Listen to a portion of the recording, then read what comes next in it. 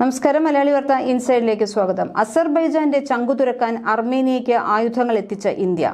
ഗുണമേന്മയുള്ള കൃത്യമായി ലക്ഷ്യം ഭേദിക്കുന്നതാണ് ഇന്ത്യൻ ആയുധങ്ങളെന്നാണ് അർമേനിയ പറയുന്നത്. ഇന്ത്യയിൽ നിന്ന് കൂടുതൽ ആയുധങ്ങൾ വാങ്ങാനും അർമേനിയ താൽപര്യം പ്രകടിപ്പിച്ചു. അർമേനിയയ്ക്ക് കൈകൊടുത്ത തുർക്കിയുടെ നെഞ്ചത്തു കയറി ചെക്ക് വെച്ച ഇന്ത്യ. അസർബൈജാന്റെ ഗോഡ്ഫാദറാണ് തുർക്കി. പാക്കിനെ സഹായിച്ച് ഇന്ത്യക്കിട്ട് പണിയാൻ പ്ലാനിട്ട എർദോഗാന്റെ പത്തിക്കടിച്ച് ഇന്ത്യൻ മറുപടി.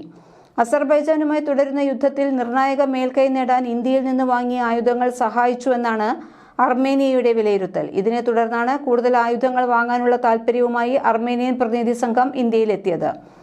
അപകടം മണത്ത അസർബൈജാൻ തുർക്കിയിലേക്ക് ഓടിയിരിക്കുകയാണ്. ഓപ്പറേഷൻ സിന്ദൂറിൽ ഇന്ത്യ ഉപയോഗിച്ച വിജയകരമായി പ്രവർത്തിക്കുകയും ലക്ഷ്യം നേടുകയും ചെയ്ത ഇന്ത്യൻ നിർമ്മിത ആയുധങ്ങൾ കൂടി വേണമെന്നാണ് ഇപ്പോൾ അർമേനിയ ആവശ്യപ്പെടുന്നത്. നിലവിലെ യുദ്ധത്തിൽ അർമേനിയ ഇന്ത്യയിൽ നിന്ന് വാങ്ങിയ പിനാക റോക്കറ്റ് ലോഞ്ചർ, ലോയിറ്ററിംഗ് മ്യൂണീഷനുകൾ, പ്രിസിഷൻ ഗൈഡഡ് ആർട്ടിലറികൾ എന്നിവ വളരെ ഫലപ്രദമാണെന്നാണ് അർമേനിയ വിലയിരുത്തുന്നത്.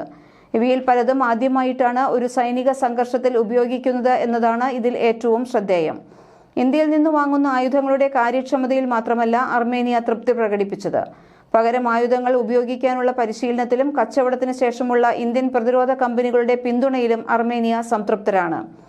അസർബൈജാനുമായുള്ള യുദ്ധത്തെ തുടർന്ന് വിലക്കുറവും ഗുണമേന്മയുമുള്ള ആയുധങ്ങൾക്ക് വേണ്ടിയുള്ള അന്വേഷണമാണ് അർമേനിയയെ ഇന്ത്യയിൽ എത്തിച്ചത്. മുമ്പ് സഖ്യരാജ്യമായ റഷ്യയിൽ നിന്നാണ് അവർ ആയുധങ്ങൾ വാങ്ങിയിരുന്നത്. എന്നാൽ യുക്രൈനുമായുള്ള യുദ്ധം തുടരുന്ന റഷ്യയ്ക്ക് ആവശ്യമായ ആയുധങ്ങൾ വിതരണം ചെയ്യാൻ സാധിക്കാതെ വന്നപ്പോഴാണ് അവർ ഇന്ത്യയുടെ സഹായം തേടിയത്. ഇന്ത്യയാകട്ടെ ഉദാരമായി സഹായിക്കുകയും ചെയ്തു. ഇതോടെ ആഗോള ആയുധ വ്യാപാരത്തിൽ ഇന്ത്യ നിർണായക ശക്തിയായി വളർന്നു. അർമേനിയയുടെ ഭൗമ സാഹചര്യത്തിൽ ഇന്ത്യൻ ആയുധങ്ങൾ മികച്ച പ്രകടനം കാഴ്ചവെച്ചതോടെ മറ്റ് രാജ്യങ്ങളിൽ നിന്നും ഇന്ത്യയിലേക്ക് അന്വേഷണങ്ങൾ വന്നു. പിനാക റോക്കറ്റ് ലോഞ്ചറുകൾ, സ്വാതി വെപ്പൺ ലോക്കറ്റിംഗ് റഡാറുകൾ, advanced towed artillery gun system, tank വേദ ഗൈഡഡ് മിസൈലുകൾ, ലോയിറ്ററിംഗ് മ്യൂണീഷനുകൾ, വിവിധ തരത്തിലുള്ള പീരങ്കികൾ, വാഹനത്തിൽ ഘടിപ്പിച്ച് എവിടെയെങ്കിലും കൊണ്ടുപോകാവുന്ന 155 mm മൗണ്ടഡ് ഗൺ സിസ്റ്റം, ഇവയാണ് അർമേനിയ ഇന്ത്യയിൽ നിന്ന് വാങ്ങുന്നത്. നിലവിലിവയിൽ മിക്കതും അസർബൈജാനെതിരായ ആക്രമണത്തിന് അർമേനിയ ഉപയോഗിക്കുന്നുണ്ട്. യുദ്ധത്തിൽ അസർബൈജാന്റെ കണക്കുകൂട്ടലുകളെ ഇന്ത്യൻ ആയുധങ്ങളുടെ പ്രഹരശേഷി തകർത്തുകളഞ്ഞുവെന്നാണ് റിപ്പോർട്ടുകൾ. ഇന്ത്യൻ ആയുധങ്ങളെ വില കുറഞ്ഞ ഗുണമേന്മയില്ലാത്തവയെന്നാണ് അസർബൈജാൻ കരുതിയിരുന്നത്. എന്നാൽ അവയുടെ മാരക പ്രഹരത്തിൽ അസർബൈജാൻ പലപ്പോഴും യുദ്ധതന്ത്രത്തിൽ മാറ്റം വരുത്താൻ നിർബന്ധിതരായി എന്നാണ് റിപ്പോർട്ടുകൾ. അർമേനിയയും അസർബൈജാനും തമ്മിലുള്ള യുദ്ധം ഇന്ത്യക്ക് പ്രതിരോധ ആയുധ വിപണിയിൽ വലിയ സാധ്യതകളാണ് തുറന്നു നൽകിയത്. പഴയ സോവിയറ്റ് യൂണിയൻ രാജ്യങ്ങൾ ഇന്ത്യയിൽ നിന്ന് ആയുധങ്ങൾ വാങ്ങാൻ താൽപര്യം പ്രകടിപ്പിച്ചിട്ടുണ്ട്. മാത്രമല്ല, നാറ്റോ സഖ്യത്തിലെ രാജ്യങ്ങളും ഇന്ത്യയിൽ നിന്ന് ആർട്ടിലറി ഷെല്ലുകൾ വാങ്ങാൻ തയ്യാറെടുക്കുന്നു. അസർബൈജാനിൽ നിന്ന് എണ്ണയും വാതകവും ഇറക്കുമതി ചെയ്യുന്ന പ്രധാന രാജ്യമാണ് തുർക്കി. തുർക്കിയിലെ പ്രധാന നിക്ഷേപകരാണ് അസർബൈജാൻ. അസർബൈജാനും അർമേനിയയും തമ്മിലുള്ള സംഘർഷത്തിൽ തുർക്കിയുടെ നിലപാടിനൊപ്പമാണ് പാകിസ്ഥാൻ എന്നതും ശ്രദ്ധേയമാണ്. ശത്രുക്കളാൽ ചുറ്റപ്പെട്ട് കിടക്കുന്ന അർമേനിയയ്ക്ക് കൈകൊടുത്തിരിക്കുന്നത് ഇന്ത്യയാണ്. അർമേനിയ ഇന്ത്യയിൽ നിന്ന് പലതവണ ആയുധങ്ങൾ വാങ്ങിയിട്ടുണ്ട്. ആയുധങ്ങൾ വിന്യസിച്ചിരിക്കുന്ന സ്ഥാനങ്ങൾ കൃത്യമായി നിർണ്ണയിക്കാൻ കഴിയുന്ന ഇന്ത്യയുടെ 4 സ്വാതി റഡാറുകൾ അർമേനിയ 2020 വാങ്ങിയിരുന്നു. ഇതിനു പുറമെ കഴിഞ്ഞ 2022 സെപ്റ്റംബറിൽ ഇന്ത്യയുടെ മൾട്ടി ബാരൽ റോക്കറ്റ് ലോഞ്ചറുകളായ പിനാകയും ടാങ്കുകൾ കണ്ടെത്തി നശിപ്പിക്കാൻ കഴിയുന്ന കോൺകൂർ മിസൈലുകളും അർമേനിയ വാങ്ങിയിരുന്നു. ഇന്ത്യയും അർമേനിയയും തമ്മിലുള്ള വളർന്നുവരുന്ന പ്രതിരോധ സഹകരണം തുർക്കി അസർബൈജാൻ കൂട്ടരെ ചൊടിപ്പിക്കുന്നു.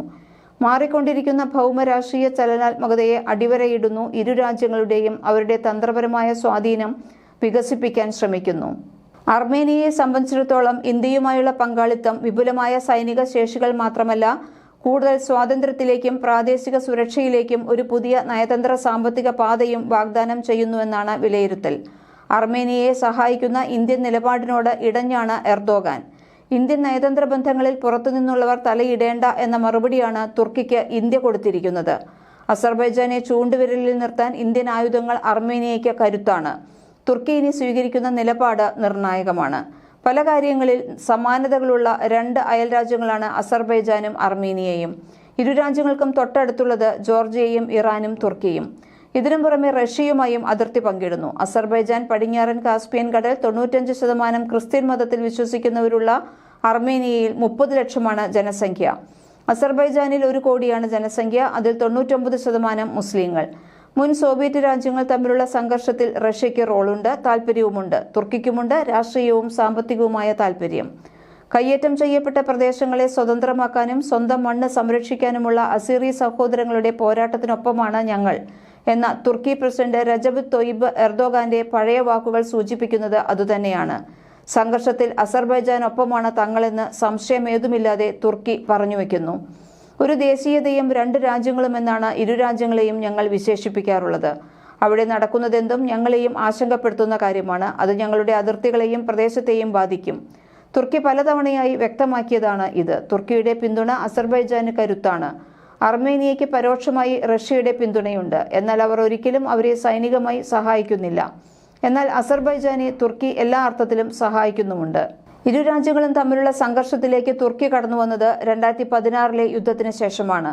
2020 വീണ്ടും ഇരു രാജ്യങ്ങളും തമ്മിൽ ഏറ്റുമുട്ടിയപ്പോൾ തുർക്കി അസർബൈജാന് പിന്തുണ നൽകി. സംസ്കാരിതയാണ് ഇരു രാജ്യങ്ങളെയും ചേർത്തു നിർത്തുന്നത്. ഭൂരിപക്ഷം അസീറിയൻ ജനതയും വംശീയമായി തുർക്കികളാണ് എന്ന കാരണമായിരുന്നു അന്ന് തുർക്കി അതിന് കാരണം പറഞ്ഞത്. അസർബൈജാനുമായി അതിർത്തി പങ്കിടുന്ന രാജ്യമെന്നതിനു പുറമെ അവരുടെ ഭാഷ തമ്മിലും സാമ്യമുണ്ട്. തുർക്കിയിൽ നിന്നും ഇസ്രയേലിൽ നിന്നും അസർബൈജാന് ആയുധ സഹായം ലഭിക്കുന്നു. 2020 സംഘർഷത്തിൽ അത്യാധുനിക ഡ്രോണുകളടക്കം വലിയ അളവിൽ ആയുധ സഹായം അസർബൈജാന് തുർക്കി നൽകി. അന്ന് വെടിനിർത്തൽ പ്രഖ്യാപിക്കുന്ന ഉടമ്പടി ഉണ്ടാകുന്ന ഘട്ടത്തിൽ റഷ്യയുടെ മധ്യസ്ഥതയ്ക്ക് പുറമെ തുർക്കിയും രംഗത്തു വന്നു. തുർക്കിയുടെ ആയുധങ്ങൾ അസർബൈജാന് വലിയ അനുഗ്രഹവുമായിരുന്നു. തുർക്കിക്കും അസർബൈജാനും ഇടയിൽ റോഡ് നിർമ്മിക്കാനും റഷ്യയുമായി ചേർന്ന് അവരുടെ സമാധാന വാഹക സംഘത്തെ അയക്കുമെന്നും തുർക്കി ഉറപ്പു നൽകി. സിറിയൻ സൈനികരെ തുർക്കി അർമേനിയക്കെതിരെ പോരാടാൻ ലഭ്യമാക്കുന്നു എന്നും ആരോപണമുണ്ട്. എന്നാൽ ഇത് അസർബൈജാനും തുർക്കിയും നിഷേധിക്കുകയാണ് ചെയ്യുന്നത്. മലയാളി വാർത്ത ഇൻസൈഡ്.